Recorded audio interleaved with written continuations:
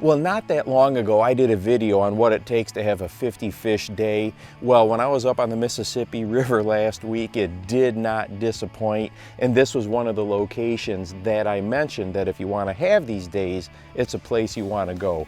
Now, of course, to make this happen, right, everything has got to be working in your favor. But what was most interesting to me on this day, and what often happens to us, myself included so many times, is we don't even give ourselves the opportunity to have this day. Let me explain what was going on. So before we got into this spot, this particular bay on the river in these backwaters is very popular. Lots of people fish it. Well, there had been several boats ahead of us move right through this area. They were letting the wind just push them down the bank.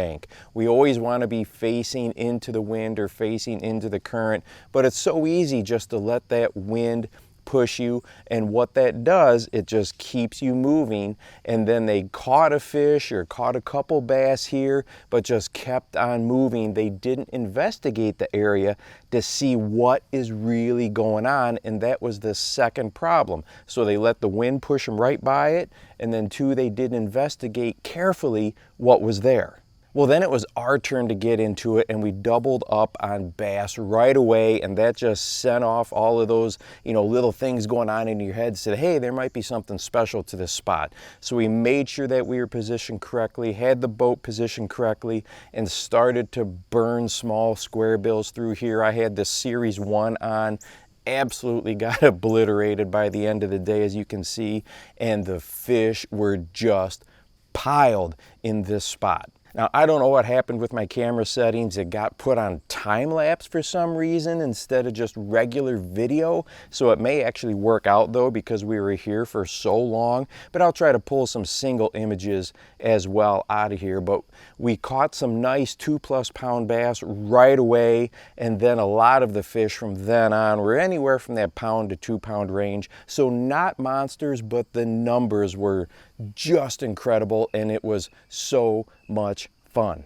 And here's the crazy thing with what fall fishing can do for you. This was the middle of the day. The sun was up overhead, and this bite lasted for over an hour. But that's exactly what happens when that fall feeding frenzy gets activated, when there's a pile of bait there and the fish are gorging up. I mean, we were catching, a 12-inch fish that its belly was just exploding with bait in there. They were just stuffed, and they kept eating and wanting more. Well, when you have that potential, have those conditions, that's when these types of days can just be so much fun. And I really want to say that filming underwater the last couple years is what definitely made this possible for me. I mean, one thing that has really stood out is when you see a bass, you catch a bass, so often it means the conditions are right, that area is holding other bass as well. Maybe sometimes they're all grouped up in a year class, so they be all 2 pounders, all 3 pounders, all 1 pounders, whatever.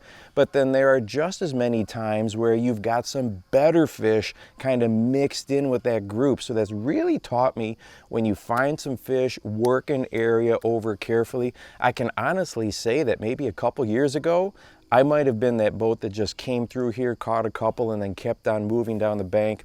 But I'm so glad we took the time to investigate and work it over, because it was a day that my brother and I will absolutely never forget. And hey, if you want to watch a video about it, another situation that oftentimes keeps us from catching that better fish, go ahead and check this one out right here, and make sure that you go out and encourage someone today. You never know how you might just change their life. For the Bass Fishing Life, I'm your host, Steve Rogers.